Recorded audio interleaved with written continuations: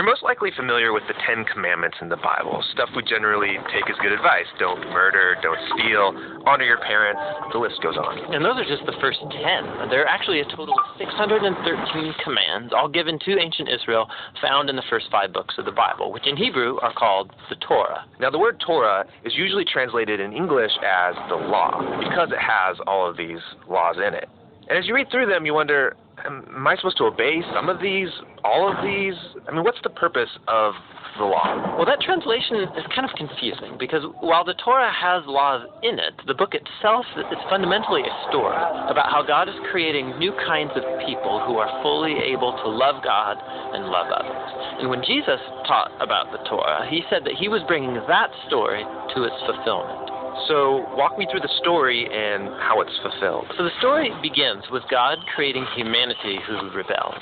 And God chooses Abraham to bless all of the nations through his family, who end up in slavery down in Egypt, and so God rescues them. Then at Mount Sinai, God makes a covenant with Israel, like an agreement. And all of the laws that Moses gives to Israel are the terms of that agreement. They're like a constitution. So some of the laws are about rituals and customs that set Israel apart from the nations. Other laws are about social justice or morality. And by following these, Israel would show the other nations what God is like. Okay, so the rest of the Torah is just a complete list of laws that Moses gives Israel? No, the rest of the Torah just continues the story. And the 613 commands are only a selection from that original constitution. And even these have been broken up and placed at strategic points within the story. Now pay attention, because you'll see a really clear pattern. Moses gives the first laws to Israel. Yeah, don't worship other gods, don't make idols. And then right after that, there's a story of Israel breaking those very laws. Yeah, they worship the golden calf. And so Moses gives some more laws, and then you get more stories of rebellion.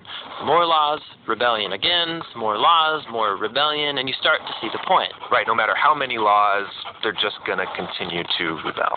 So at the conclusion of the Torah's story, Moses gives this final speech to Israel as they prepare to go into their new home, and he tells them, you guys, I know that you're not going to follow all of God's laws. You've proven to me that you're incapable.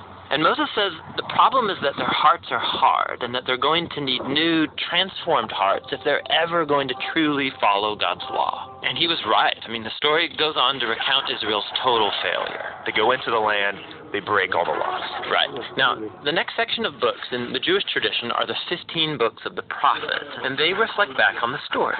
For example, Ezekiel, he said that if Israel was ever going to obey the law, God's Spirit would have to transform their hard hearts into soft hearts. And Jeremiah said that's when obedience to God's commands wouldn't feel like a duty, but they would be written deep in their hearts.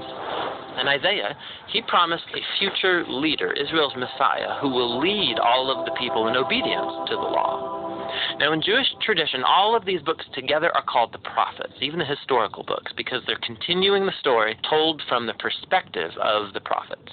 Okay, so we have the law and the prophets, and they're telling one connected story about God's desire to bless the whole world through a people, Israel, who it turns out needs a new heart. Yes, and Jesus saw himself as continuing that story. So he agreed with the law and the prophets when he taught that it's out of the human heart that come the most ugly parts of human nature. It's like the default setting of our hearts as opposed to God's law.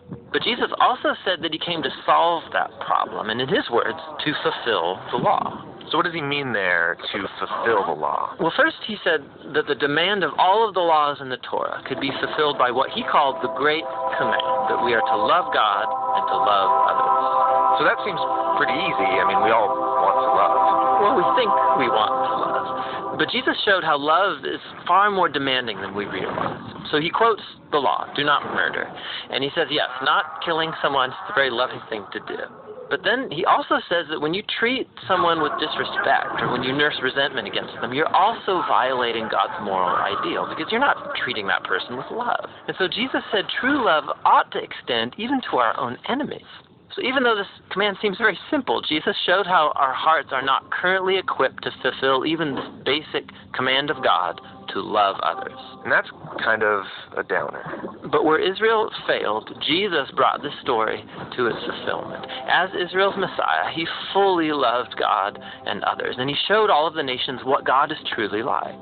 He did this through his acts of compassion and mercy, and ultimately by loving his enemies even unto death. And after his resurrection, he told his followers that he would send God's Spirit to transform their hearts so that they could follow him and fulfill the purpose of the law, to love God and to love their neighbor. So this fulfills the story of the law and the prophets, or in the words of the Apostle Paul, the one who loves fulfills the law.